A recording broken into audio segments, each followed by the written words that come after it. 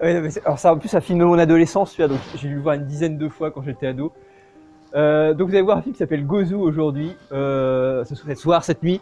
Ça justifie parfaitement l'idée de Bobine de l'étrange, parce que là, vous avez vraiment un film étrange, vraiment bizarre, qui est pas forcément réussi, hein, c'est vraiment un truc bizarre.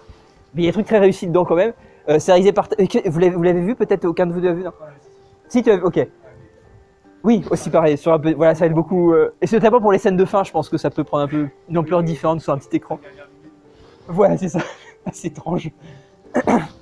Donc c'est réalisé au passage par Takashi Miike. Bon, je pense que vous connaissez, c'est un type qui a commencé dans le cinéma assez classique parce qu'il était assistant réalisateur d'Imamura, le mec qui a fait la balade de Nakayama. Donc ouais, qui est un chef-d'œuvre. Donc c'est un mec quand même commencé avec des mecs intéressants.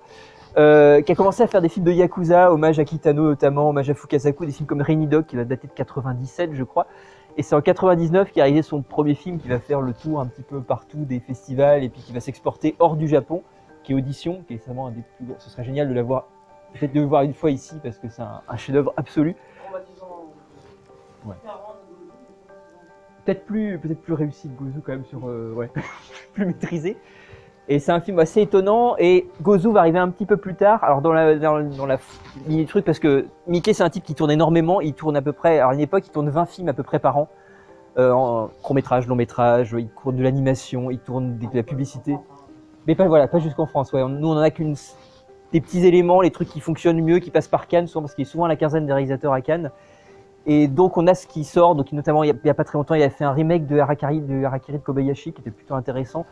Donc truc classique et qui est bien pour le coup, qui est super chiadé et tout. Et à côté de ça, il va te faire des films comme Visitor Q, qui est un truc qu'il a tourné en 7 jours avec une caméra DV, mais qui est intéressant parce que si vous avez vu Gozu et si vous voyez Gozu, vous voyez Visitor Q après, qui est juste une sorte de brouillon en fait à Gozu, où vous avez toutes les bizarreries, vous les retrouvez à peu près les mêmes. Alors Visitor Q, c'est une sorte de remake officieux du théorème de Pasolini, mais en inversant le processus.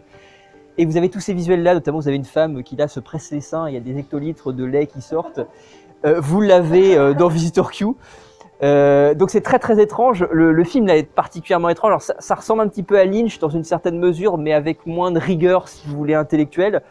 Il y a un côté. Alors le film, Miike dit que c'est un film qui traite du désir et de la difficulté de se façonner une identité sexuelle dans le milieu yakuza. Donc vous verrez, c'est intéressant parce que vous allez suivre des personnages. Alors il y a des interprétations assez simples à faire en fait sur le film, sur la question de l'homosexualité notamment, parce que les personnages ont besoin de certaines choses pour pouvoir assouvir leur désir homosexuel. La plupart, notamment un personnage qui. Non, je vous laisse découvrir ce qu'il fait pendant ses rapports sexuels parce que c'est merveilleux. Donc c'est voilà, vous avez plein de trucs très très étranges comme ça sexuellement en particulier, ça c'est important. Vous avez toujours les bases en fait que vous avez souvent chez Miike, notamment le côté scato qui est très récurrent en fait chez lui. Donc il y a du caca, du pipi, des proutes. Donc parfois c'est très gosse. Alors Miike le dit très bien, pour lui le cinéma il l'explique très bien en interview, c'est un jouet de gosse qu'on lui a filé entre les mains et qu'il est très heureux d'avoir et il est content parce qu'il peut faire tout ce qu'il veut avec.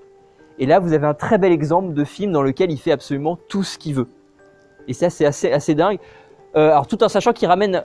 C'est pas un film non plus qui est coupé de la tradition japonaise quand même, parce qu'il y a beaucoup de références faites à Kitano, à Fukasaku aussi. Moi j'ai découvert beaucoup le cinéma japonais en fait classique grâce à Miike, parce que c'est un des premiers réalisateurs japonais que j'ai rencontré dans ma cinéphilie, et j'ai été chercher ensuite, j'ai été chercher le Kobayashi, j'ai été chercher Kitano, même si Kitano j'avais déjà le lien avec Hisaishi et donc avec Miyazaki, mais voilà, il ouvre sur pas mal de choses de la tradition du cinéma japonais, mais en déviant ça, en twistant ça à sa manière, de manière extrêmement étrange et singulière. Encore une fois, j'insiste vraiment là-dessus, n'ayez pas des attentes incommensurables sur le film. C'est un film qui est raté sur plein de points, mais qui parfois est extrêmement réussi. Notamment, vous avez une séquence de fin qui est assez dingue et qui, pour ceux qui auraient vu peut-être l'excellente série de Lars von Trier, qui s'appelle L'Hôpital et ses fantômes sur Arte, vous avez une séquence à la fin qui ressemble beaucoup à une séquence de L'Hôpital et ses fantômes. Alors, je sais pas si c'est un hommage direct, mais en tout cas, ça y ressemble énormément. Et c'est assez déstabilisant. Alors ça va peut-être vous faire marrer, ça va peut-être vous faire chier parce que le film est très très lent, faut aussi dire ça, c'est un film qui est lent. Mais pas long, rassure-moi, il dure 2h15, 2h, ouais. Il est long et lent, mais après il faut vous laisser imprégner par l'ambiance, il y a vraiment une ambiance très particulière, très pesante. Et pour rapidement quand même vous donner le synopsis de base, donc ça raconte l'histoire d'un jeune Yakuza, ça se passe dans le milieu Yakuza, qui est assujetti à un plus vieux Yakuza dans le gang.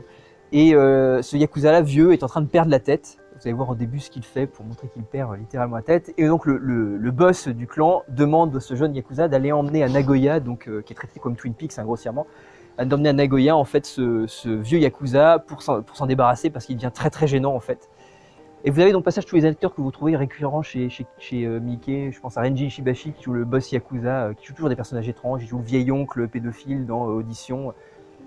Oui, qui est très très bizarre. Il joue aussi chez Tsukamoto aussi, ça ramène à tous ces liens-là. Si vous connaissez Shinya Tsukamoto aussi, Karise Tetsuo entre autres, qui est un pote à Takeshi Miike avec qui il joue les uns chez les autres. Donc vous retrouvez en fait pas mal d'acteurs récurrents, une sorte de troupe. C'est des gens en fait quand vous regardez les DVD au Japon, ce qu'explique Jean-Pierre Dionnet, c'est que c'est des types que vous retrouvez en fait dans les rayons vraiment underground avec les trucs bizarres. Même au Japon, ils sont considérés comme bizarres et un peu étranges et un peu de côté.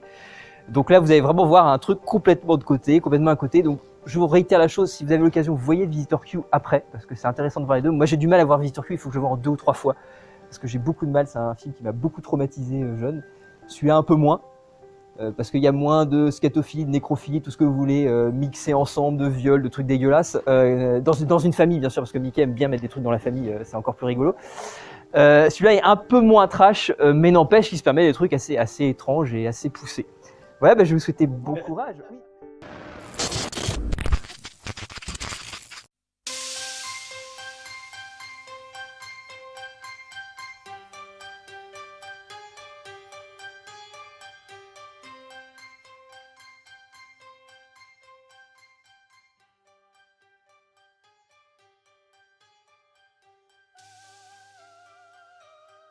Je veux en dire le moins possible pour que vous puissiez pleinement en profiter et donner des petits éléments qui semblent importants. Le dernier Argento, vous connaissez certainement pour un genre en particulier qui s'appelle le... Oh oui, c'est bien ça, c'est cool. Parfait.